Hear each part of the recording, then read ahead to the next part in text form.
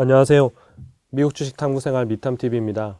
오늘은 미국 주식 우량주사전 19번째 ST 로더에 대해서 알아보겠습니다. 이 미국 주식 우량주 사전은 제가 공동 저자로 참여한 미국 주식 우량주 사전이라는 책이 있거든요. 그러니까 그 책에 이제 101개 종목을 다뤘는데 그것들을 이제 좀 영상으로 리뷰해드리고 거기에서 좀 없는 부분들, 현재 관련된 이슈들 이런 것들을 더 자세하게 좀 말씀을 드려서 여러분들이 미국 주식에 어떤 우량주들이 있는지를 좀 배워가시는 시간으로 저희가 이제 준비를 했습니다. 그래서 101개를 이렇게 쭉 다룰 건데요. 여러분들 하나씩 공부하시면 아마 좋은 기업들을 많이 발굴하실 수 있을 것 같습니다. 네. 네, ST 로더에 대해서 알아볼게요. 일단은, 많이들 아시겠지만 특별히 여성분들은 너무 더 잘 아시는 상품이 될 것 같아요. 그러니까 이 회사는 이제 화장품, 네, 스킨케어, 향수 등을 만드는 화장품 전문 기업이에요. 요 오른쪽에 보시면 요 에스티 로더 제품들이 있잖아요. 일명 우리 갈색병. 네, 요 엄청난 히트 상품이었죠. 저도 한때 썼습니다. 네, 뭐 제가 사서 쓴 건 아니고 아내가 사다 줘서 이걸 써봐라. 피부가 좋아진다. 근데 뭐 전 뭘 발라도 비슷한 것 같아서 사주는 대로 바르고 있습니다만은 어쨌든 요 갈색병이 엄청난 히트 상품이 됐고 우리나라에도 이런 형태의 갈색병 모델로 하는 이런 카피 제품들도 상당히 많이 나올 정도로 에스티로더의 이런 제품이나 이런 것들이 인기 있죠. 그래서 이 회사 같은 경우에는 포춘 500대 기업으로 선정되어 있기도 한데요. 이 회사의 전체적인 매출 구조를 보면 전체 매출 중에 절반 정도가 스킨케어 관련된 제품이고요. 그 다음에 화장품, 메이크업이 한 34%, 그 다음에 향수가 한 11%. 어쨌든 아름다움을 위한 서비스를 제공하고 있다. 그래서 여러분들이 이제 아름다워지려고 하는 분들이 없어지지 않는 한 이 시장은 계속 될 것이다. 이렇게 보시면 되겠죠.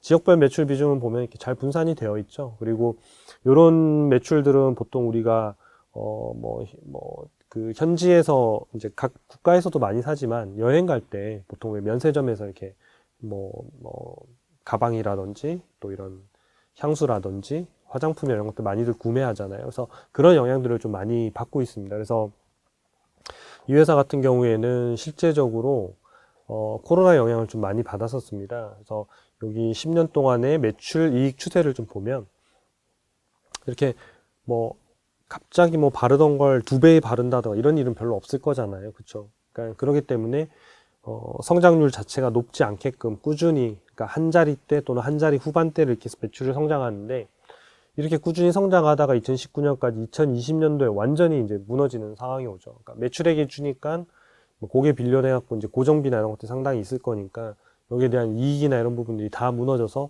사실상에 거의 이익이 안 나는 수준까지 주가가 이익이 많이 빠졌던 거죠. 이 부분은 코로나 때문에 엄청난 실적 악화가 있었고요. 그 다음에 이제 백신을 좀 접종하고, 그 다음에 미국에서 미국 내의 여행들이 좀 자유화가 되고, 북미 쪽이 열리고, 해외 쪽에도 일부 열리기 시작하면서, 네, 대외 활동을 해야지 화장품을 쓸 이슈가 발생하겠잖아요. 그렇죠?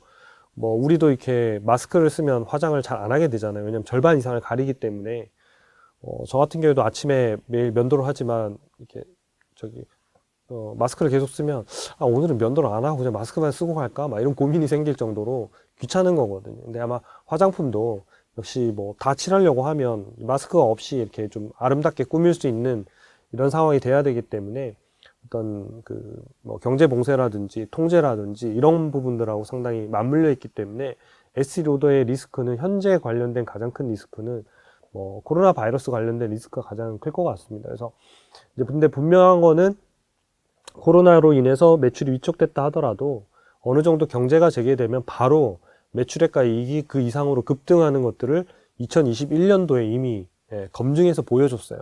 그렇기 때문에 이런 회사들이 또 한 번 이렇게 뭐 바이러스의 변이들이 나와서 또 다른 바이러스 변이로 나와서 문제가 생긴다 하더라도 이 회사가 그럴 때 주가를 쌀 때 잘 사놓으시면 경제가 재개되지 않는 이상, 그러니까 뭐 예를 들어서 경제가 계속해서 봉쇄되지 않는 한은 분명히 어떤 시점에는 이 회사의 실적이 다시 급등하는 구간에 들어갈 거예요. 그럼 이미 주가는 그 시절 대비해서 상당히 많이 높은 상황에 가 있을 거기 때문에 그런 포인트를 가지고 당분간 앞으로 1, 2년을 에스티로더의 어떤 매매나 투자 전략을 좀 잡으시는데 도움이 되시면 좋을 것 같아요. 실적을 좀 보면 이 회사는 6월 결산 법인이에요. 그래서 2021년도 6월 기준으로 한번 연간이 끝났고요. 그 다음에 2022년도 6월까지, 그러니까 7월부터 6월까지가 2022년도 예상 실적이 됩니다. 그래서 여기까지는 이제 실적이 이미 끝났는데 매출액이 13%, 영업이익이 332%, 순이익도 320%. 놀랄 필요는 없어요. 왜냐하면 원래는 이렇게 성장하면서 영업이익, 순이익이 이렇게 가야 되는 게 2022년, 20년도에 코로나 때문에 급감해서 얘 때문에 높아서 이 기저효과 때문에 비율이 높이 나오는 거지 영업이익, 순이익 자체가 엄청나게 급등했다고 볼 수는 없는 거예요. 그래서 이 부분에 대한 신뢰가 있다면 또 만약에 코로나로 인해서 어려운 문제가 발생하면 실적이 떨어지면 아마 주가도 되게 많이 빠질 거거든요. 그럼 그때 좀 믿고 살만한 좋은 기업의 유형에 속한다 이렇게 보시면 될 것 같아요. 22년도의 예상 실적은요 매출액 15% 많이 늘죠. 네. 영업이익이 40% 늘어나요. 와 굿이죠 굿. 왜냐하면 여기서 이렇게 늘어났는데 더 늘어난다는 얘기 아니에요. 그렇죠? 매출액이 늘었는데 작년에 이제 2021년 늘었는데 22년도에는 더 늘어날 거다. 그래서 올해보다 내년이 더 좋을 기업 유형에 분명히 속하는 거죠. 근데 여기 봤더니 순이익은 오히려 주네요. 그래서 순이익은 감소하네. 그래서 뭐 순이익은 되게 안 좋아지나? 이런 거를 잘 분석하셔야 돼요. 그러니까 보통은 매출액, 영업이익, 순이익 다 같이 늘거든요. 근데 영업이익은 많이 느는데 순이익이 떨어지는 경우가 있고 반대로 영업이익은 별로 안 드는데 안 늘어났는데 순이익이 급증하는 경우도 있어요. 그런 부분들은 영업이익하고 순이익 차이에서 발생하는 요인이 뭔지를 보고 이게 올 한 해만 일어나는 이슈인지 계속 발생하는 이슈인지에 따라서 투자 전략을 다르게 잡으시는 게 좋다. 네. 그래서 이 회사의 데이터를 좀 확인해 보니까요. 이익률 추이를 보면 보통 한 14%에서 16% 정도를 했고요. 영업이익률이. 네, 순이익률이 9에서 12% 정도 했어요. 그래서 이 상태로 움직이는데 이때 이제 원본 데이터잖아요. 아까 앞에 거는 이제 차트로 제가 보여드린 거고 요건 숫자로 볼 수 있는 데이터잖아요. 그래서 요거를 쭉 보면 2021년도 아까 6월 이렇게 2021년 기준이겠죠. 예, 영업이익이 다 회복이 됐고 그럼 순이익이 보면 순이익은 영업이익보다는 일반적으로 낮아요. 왜냐하면 영업이익 외에 있는 부분들이 대부분 다 비용이 많기 때문에 이익 수익보단 비용이 많기 때문에 일반적으로는 순이익이 영업이익보다는 좀 낮게 돼 있거든요. 근데 2021년도를 보면 영업이익이 2618 이게 100만 달러 기준이거든요. 26억 달러인데 순이익이 28억 달러예요. 이상하죠? 더 많아요. 그럼 이건 일시적인 이익일 가능성이 높아요. 근데 그 부분들을 어떻게 확인하시면 되냐? 예전에 있는 데이터하고 이렇게 같이 확인하시면 좋아요. 그러면 여기 보면 기타 영업 외 이익이라고 있잖아요. 이게 2019년도에는 1억 2천만 달러, 2020년도에는 6억 달러, 여기는 2021년도에는 8억 달러예요. 이 부분이 2022년도에 급감하는 거예요. 그래서 주는 거지 영업이익은 큰 폭으로 내년에 느는 게 맞아요. 그래서 이 회사의 실적이 순이익이 마이너스 4%라고 해서 실적이 둔화되는 게 아니라는 거예요. 영업이익을 보셔야 되는 거예요. 그래서 매출액과 영업이익이 상당히 큰 폭으로 늘어날 가능성이 높고 이 회사의 오히려 리스크는 경제 활동을 하지 못하는 상황이 다시 발생하느냐가 리스크지 지금 현재 순이익이 뭐 4% 줄어드는 이 부분들은 크게 염려하시지 않으셔도 된다. 그래서 이 기타 영업 외 이익이 뭐냐 이제 여기까지만 보셔도 되고요. 이거는 없어지는 보통 그러니까 일회성으로 다시 돌아가는데요. 이게 뭔지 너무너무 궁금해요. 이게 정말 나도 판단해보고 싶다. 그러면 어쩔 수 없이 미국의 공식 사이트인 에드가에 들어가셔서 요 회사 ST로더의 뭐 10K든 10Q든 리포트를 열어봐서 요 기타 영업의 이익 손익계산서에 들어가서 이 기타 영업 외의 이익의 주석상에 표시된 내용이 무엇인지를 보고 그걸 해석해서 판단해야 되는 거죠. 그래서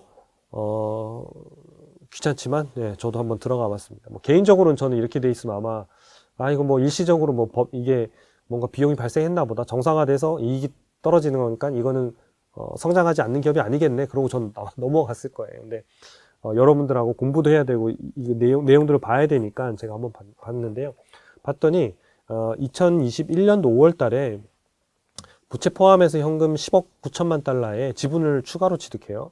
이게 이제 최초 2017년도에 한번 투자를 했고 2021년도 5월에 다시 투자를 하는데 캐나다에 있는 데시엠이라고 하는 회사의 지분을 30%에서 78%까지 늘려요. 아마 좋으니까 더 샀겠죠. 그래서 완전 사실상 인수 개념이 된 거예요. 그래서 요 회사를 과거에는 지분법 투자라고 해서 이렇게 이렇게 지분율이 낮을 때는 이제 지분법을 해서 지분법 손익들만 보통 이제 반영을 하는데, 그러니까 이 회사 자체가 이제는 뭐 사실상 78%면 거의 자회사가 돼버리는 셈이 됐거든요. 그래서 그 가치를 갖다가 공정가치라고 하는 거는 시장 가치예요. 현재 가격. 그러니까 원래는 매수한 가격을 그냥 써놓고 이 회사가 벌어낸 지분법에 대한 이익을 하는 건데, 이제는 그럴 수 없는 상황이 된 거예요. 왜냐? 지분율이 78%가 됐으니까. 그래서 공정가치로 재측정을 했더니 8억 4천만 달러 차익을 손익계산서에 넣어야 되는 상황이 발생한 거예요. 그래서 여기 8억 8천만 달러 중에 8억 4천만 달러가 바로 이 원래 지분 투자했고, 그 다음에 추가로 지분 투자하면서 옛날에 지분 투자했던 것들을 공정가치, 현재 가치로 바꿔서 반영해주면서 발생한 일시적인 이익이다. 그러니까 내년에는 발생하지 않는다. 이런 얘기가 되겠죠. 그러니까 이런 부분들이 바로 전자공시에 가서 주석상에 보면 있습니다.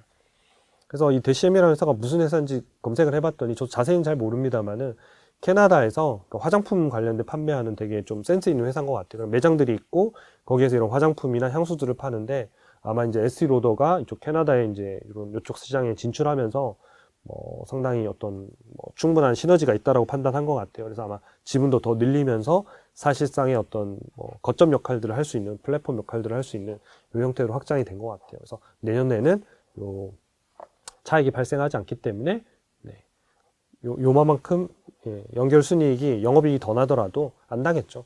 그만큼 줄어들어서 나온 거라. 그래서 앞에 보여드렸던 순이익이 4.7% 줄더라도 이거는 기타 영업 외에서 일시적으로 번 이익이 안 나와서 줄어드는 거기 때문에 별 문제가 안 된다. 이렇게 보시면 될 것 같아요. 좀 어렵죠. 네. 어쨌든 재무제표로 들어가면 좀 어려워요. 그래서 영상 중에 재무제표 관련된 영상들이 있으니까 조금씩 하나씩 이렇게 시간이 있을 때 보시면 따라오시는 데 도움이 되실 것 같아요. 주가하고 주당 순이익을 보니까 늘 말씀드리지만 비슷하게 움직였고, 여기 2022년도에는 7.46달러로 조금 줄어요. 아까 말씀드렸죠. 이익이 좀 줄어드니까. 그래서 같은 방향으로 지금 움직이고 있고, 최근 1년 동안의 주가 상승률을 비교해 보면 ST로더하고 S&P 500, ST로더가 S&P 500보다는 좀 더 높았어요. 장기적으로는 좋은 기업들이 S&P 500보다는 높거든요. 그래서 왜냐면 S&P 500 기업은 500개 기업의 평균적인 상승률인 거고, 그러니까 500개 중에 더 좋은 걸 고르면 좀 더 높이 나오는 게 맞겠죠.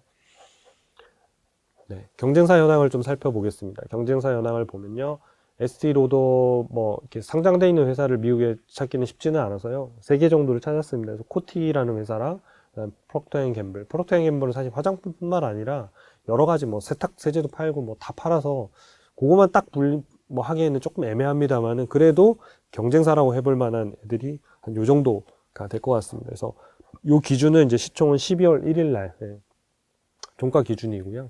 실적은 2021년도 3분기 연한산 기준. 그러니까 연한산이라고 하는 거는 최근 4분기 합산한 실적. 그래서 이거 사실은 연간 데이터하고 같은 개념으로 볼 수 있는 거죠. 시총을 보면 PG가 3,540억 달러. 얘가 ST로더보다 한 3배 정도 비싼 거죠. 그러니까 ST로더 3개와 프록터앤갬블 하나를 바꿀 수 있는 사이즈다, 이런 거죠. 그다음 코티는 상당히 성장은 많이 했지만 여전히 시가총액이 상당히 낮은 상황이고요.